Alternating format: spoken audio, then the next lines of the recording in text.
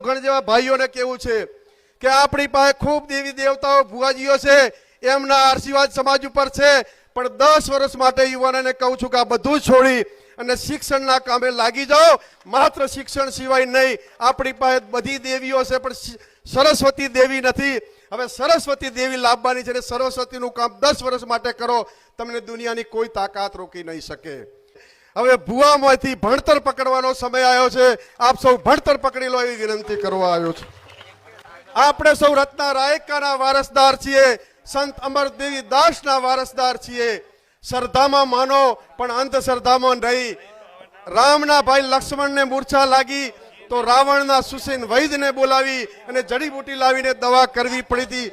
શ્રદ્ધા હોય, આપણા દેવી દેવતાઓને દીવો કરો, પણ અંધશ્રદ્ધામાં નહીં.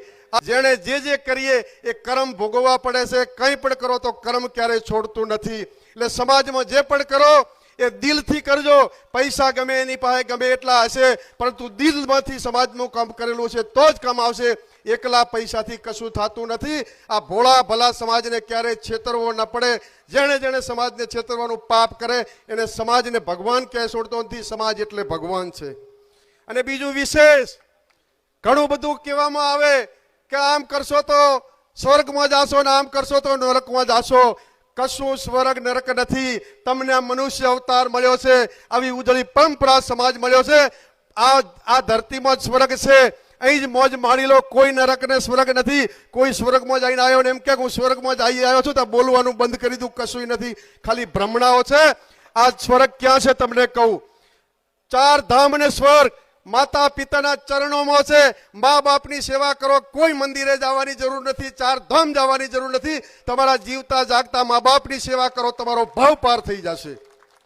કોટે મોર ટહુકિયા, વાદળ ચમકી વીજ, મારા રુદાને રાણો સાંભળ્યો ને આવી અષાઢી બીજ.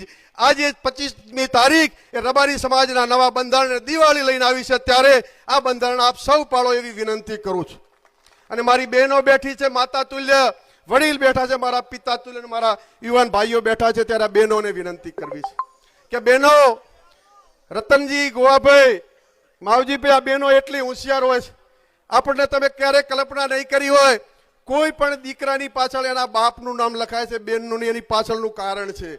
શિવાજી હતા તો જીજાબાઈ લખાય છે, ગાંધીજી હતા તો કસ્તુરબા લખાય છે.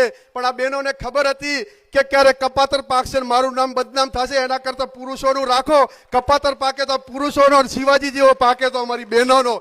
એટલે બહેનોને પણ વિનંતી કરું છું કે તમે મહાન છો. તમારા કુખેથી નર રત્ન પાકે છે. તમે કોઈ બેન દીકરી ઇષ્ટામાં હો અને